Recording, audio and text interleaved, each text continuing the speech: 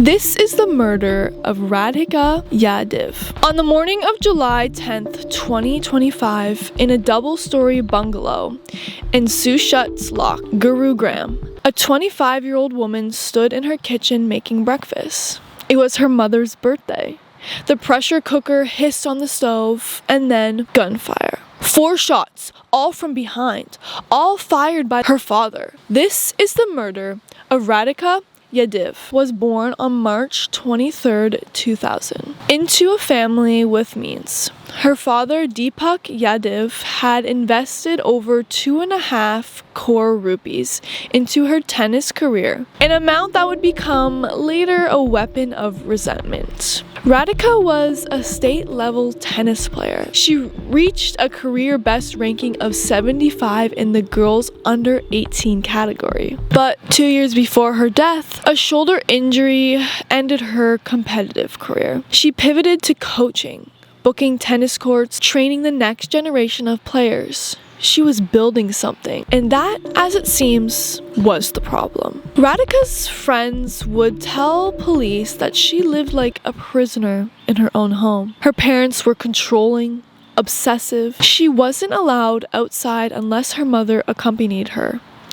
Even at 6 a.m. for coaching, she was forbidden from wearing any makeup, forbidden from wearing skirts on the court, shamed for wearing shorts, for talking to boys, for having an Instagram account with more than 68 followers. She was forced to delete people from her follower list, to make her account private, to shrink herself into invisibility. In WhatsApp chats recovered by police, she told her coach, "There are too many restrictions here." She dreamt of Dubai, of Australia, anywhere but home. The morning of the murder was ordinary, until it wasn't. Radhika was in the kitchen preparing breakfast for her mother Manju, who was resting upstairs with a fever. Deepak Yadav, her father, did something he almost never did. He sent his son out to buy milk, a simple errand, but it removed the only other person from the house. Deepak walked into the kitchen. He was carrying his licensed revolver, and then he shot his daughter 4 times in the back, in the waist, while she stood at the stove. The pressure cooker was still whistling when the shots ran out. Manju Yadav, upstairs in her room, later told police, "I heard the cooker's whistle, and then I heard explosion along with my daughter's scream. When I went to the kitchen, my daughter was lying on the floor." Radhika was rushed to the hospital. She didn't survive. The autopsy was devastatingly clear. The cause of death was shock and hemorrhage from multiple firearm injuries. 4 rounds, all from behind. No chance to run, no chance to plead, and no chance to even turn around. When the police arrived, the case was, in their words, open and shut. Deepak Yadav didn't run. He confessed. He told his brother Vijay, "I have committed the killing of a daughter." And then he said something chilling. "Hang me." Why? Deepak claimed that he was disturbed by taunts from the villagers in Wazirbed, where the family was originally from. He said that people questioned his daughter's character, mocked him for living off her income, even though the family was financially secure enough through real estate. He said the humiliation was unbearable, and he said that he was depressed. But the police investigated deeper. They questioned over 20 people from Wazirbed, and not a single person admitted to taunting him. While investigators specifically asked Deepak to name the people who instigated him, he couldn't even name one. What the evidence did show was premeditation. Police believe Deepak planned the murder for at least 3 days. The son was sent away on an errand. The mother was upstairs, out of sight.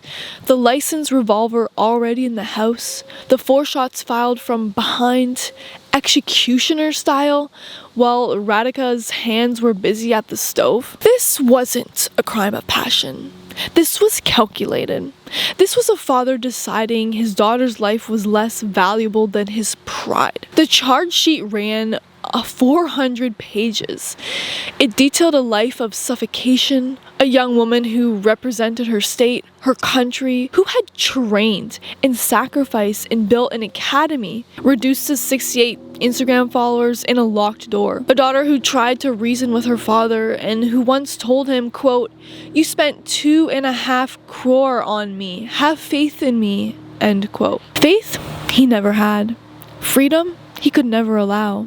Radhika Yadav was cremated while the nation watched in horror. Her father was arrested, sent first to 1-day police custody, then to 14 days of the judicial custody. The charge sheet named him as a lone accused charged with murder section 103 of the BNS and under the Arms Act of use of prohibited ammunition. Her mother, Manju, was cleared of involvement. Though she was in the house when her daughter was murdered, police found no evidence that she knew or participated.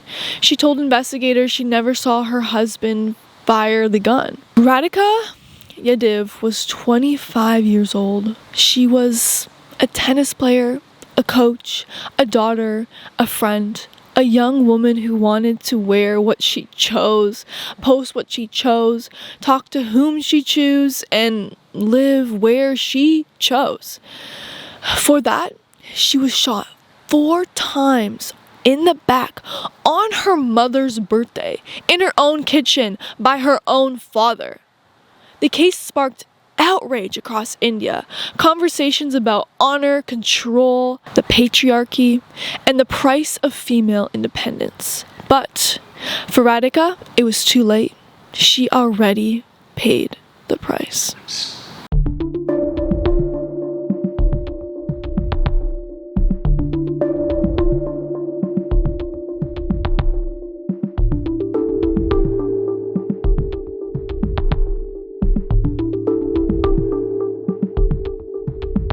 As always, our hearts and our thoughts go out to the victims and her family. This is a truly awful case, and we will always try to be fighting for women's rights. And I hope that the best for all of you out there. Stay safe. If you like true crime videos like this, make sure you like and subscribe. Until next time.